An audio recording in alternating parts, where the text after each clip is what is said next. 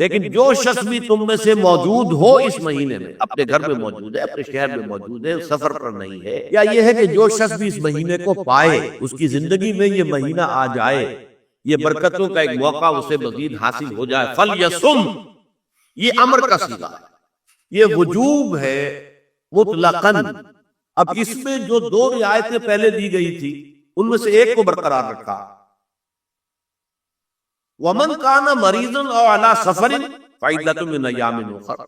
یہی وہ الفاظ ہیں جن کی بنا پر میرا گمان اس وقت بھی یہ تھا کہ یہ دو بیک وقت نازل نہیں ہو سکتی آیات۔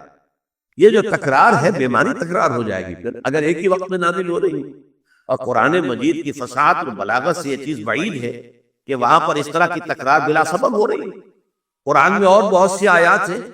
جن میں کہ آپ کو معلوم ہے کہ پورا رکوع ہے سورہ مزمل کا، جس میں قیام اللیل کا حکم ہے، پھر اسی کے آخر میں وہ آیت شامل کر دی گئی ہے جو کم سے کم 1 سال بعد نازل ہوئی ہے، جس میں کہ رات کے قیام کا وجوب ختم کر دیا گیا، اور صرف یہ کہ جتنا بھی تم سے ممکن ہو سکا کرو، ضروری نہیں ہے کہ تہائی شب ہو، آدھی ہو، 2 تہائی ہو، جتنا بھی ممکن ہو قرآن پڑھا کرو رات کو، گویا کہ وہ فرضیت جو تھی قیام اللیل کی وہ ختم ہو گئی۔ اس حوالے سے وہ جو ناسخ ہے، منسوخ کرنے والی آیت بھی اس کے ساتھ ہی رکھ دی گئی تاکہ وہ جو اصل حکم تھا وہ بھی برقرار سامنے رہے، اور جس نے آ کر اسے منسوخ کیا وہ بھی برقرار رہے اور سامنے رہے۔ اسی طرح یہاں پر بھی یہ حکم آیا، کتنے عرصے کے بعد آیا یہ مجھے معلوم نہیں، لیکن یہ کچھ عرصے کے بعد آیا ہے کہ رمضان کا مہینہ وہ ہے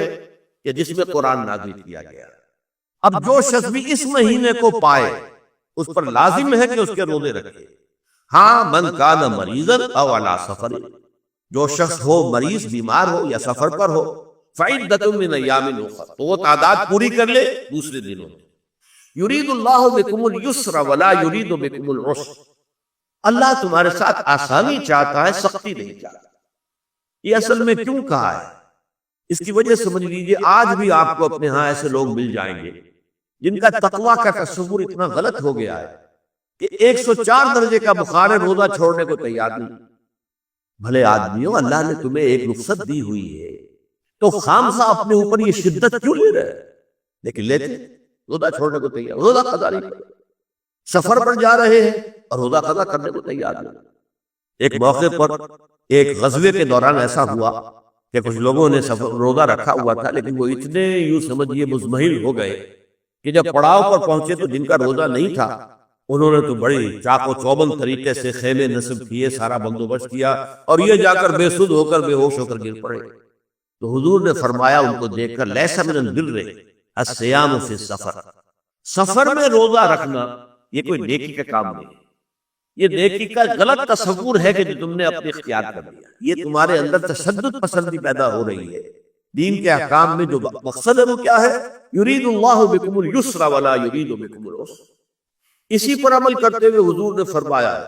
کہ جو بھی علماء دین ہیں یا جو رہنمایان دین ہیں ان کا کام کیا ہے؟ آپ نے فرمایا یسروا ولا تعسروا، دیکھو آسانیاں پیدا کرو، سختیاں پیدا نہ کرو۔ دین میں سختیاں پیدا کرنا بھی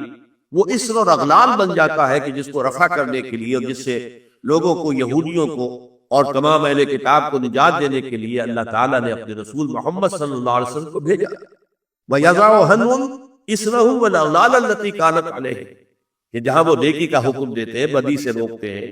پاکیزہ چیزوں کو حلال ٹھہراتے ہیں اور خبیث چیزوں کو، ناپاک چیزوں کو حرام قرار دیتے ہیں، وہی وہ لوگوں کے اوپر سے وہ بوجھ بھی ختم کرتے ہیں کہ جو انہوں نے خام خواہ اپنے اوپر لاد دیا۔ ان میں سے یہ بھی ہے کہ یہ نیکی کا کام نہیں ہے کہ آپ سفر میں ہیں اور روزہ رکھیں۔ یرید اللہ بکم الیسر ولا یرید بکم العسر